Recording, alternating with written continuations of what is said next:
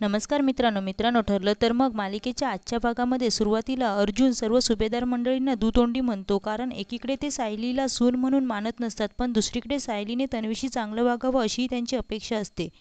त्यावरून अर्जुन सर्वांना खूप सुनावतो. त्यावर पूर्णाजी अर्जुनला ऐकवते की त्याने तन्वीला दिलेला नाश्ता नाकारून अन्न नाही का वाया घालवलं. अर्जुन मान्य करतो की त्याची चूक झाली. पूर्णाजीला तो काय शिक्षा देणार असे विचारतो. त्यावर पूर्णाजी म्हणते की मी शिक्षा देणार नाही, पण घरात यापुढे ना अन्नाचा अपमान होईल आणि ना सुनेचा अपमान होईल. कोर्टात ज्याप्रमाणे मुद्दा मांडला जातो तशा पद्धतीने पूर्णाजीचा हा मुद्दा अर्जुन पुन्हा एकदा मोठ्याने ऐकवतो. तो म्हणतो की या घरात सुनेचा अपमान होणार नाही, मग ती धाकटी सून असेल किंवा मोठी सून. पूर्णाजी सायली आणि अर्जुनला तन्वीने केलेला नाश्ता खाण्यास सांगते. सायली हा विचार करूनच सुखावते की तिला सर्व सुभेदारांसोबत बसून नाश्ता करायला मिळतो. पहिला घास खाताच त्यांना लक्षात येते नाश्ता किती वाईट आहे. त्यावर अर्जुन म्हणतो की पूर्णाजी, तू शिक्षा करणार नव्हतीस तर एवढी मोठी शिक्षा का केलीस. अर्जुन म्हणतो की नाश्ता करण्याचा सगळेजण आपल्याला आग्रह करतायत, यामागे काही नियम किंवा तन्वीचे प्रेम वगैरे नाहीये, तर हा उपमा या सर्वांना संपवावा लागेल म्हणून आपल्याला देतायत. अर्जुन त्या नाश्त्याची खूपच खिल्ली उडवतो. शेवटी त्याला कल्पना ओरडते आणि म्हणून तो कसाबसा तो नाश्ता तोंडात कोंबतो. तन्वीला अर्जुन टोमणाही मारतो की तुझ्या अन्नात प्रेम असतं तर ते आम्हाला सगळ्यांना आवडलं असतं. जेवण बनवताना आपल्या मनात जे विचार असतात तेच पदार्थात उतरतात. तुला खरंच चवदार जेवण बनवायचं असेल तर तुझ्या मोठ्या जावेकडून शिक. सगळे गेल्यानंतर तन्वी सायलीला टोमणा मारते की मी सर्वांची आवडती सून आहे आणि तू नावडती. तेव्हा सायली तिला असे उत्तर देते की दुर्दैवाने तिला हे सिद्ध करावं लागणार आहे की तिच्या धाकट्या जावेची या घरात राहण्याची लायकी नाहीये. तन्वीला वाटतं की सगळ्यांनी सायलीला ऐकवलं म्हणजे ती जिंकली आहे. त्यावर सायली म्हणते की तुझ्या कांगाव्यामुळे लग्नानंतर पहिल्यांदा तिला सर्वांसोबत बसून नाश्ता करता आला. ती उलट तन्वीलाच प्रश्न विचारते की आता तूच सांग कोण जिंकलं. सायलीचा असा आनंद पाहून प्रियाची चिडचिड होते.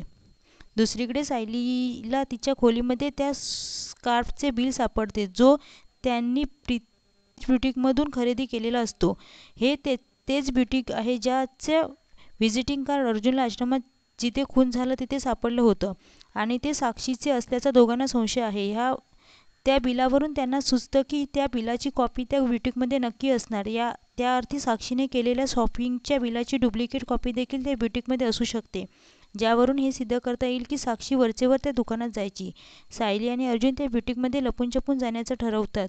तिकडे तन्वी सायलीच्या प्रत्येक हालचालीवर लक्ष ठेवून असते. सायली जेव्हा मधुभाऊंच्या खोलीत जाते तेव्हाही तन्वी तिच्या मागावर जाते.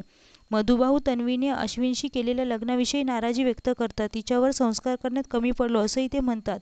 मधुभाऊ आणि सायलीचं बोलणं तन्वी चोरून ऐकते. मधुभाऊ अशी शंका व्यक्त करतात की प्रतिमा आणि तन्वीच्या सोबत एवढी तफावत कशी. ते असंही म्हणतात की रविराजने एकदा तपासून घ्यायला हवं की प्रिया खरोखर तन्वी आहे की नाही. मधुभाऊंच्या डोक्यात आलेली ही शंका ऐकून तन्वीला आणखी भीती वाटते.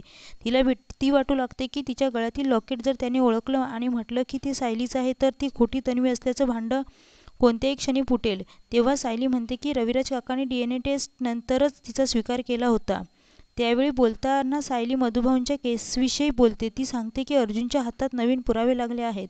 सायलीने हे वाक्य म्हटल्यावर तन्वी पुन्हा कान टवकारून ऐकू लागते. सायली त्या पुराव्याबद्दल बोलणार तेवढ्यात तन्वीच्या हातून काहीतरी पडतं आणि सायली खोलीबाहेर येते. तोपर्यंत तन्वी तिथून निघून गेलेली असते.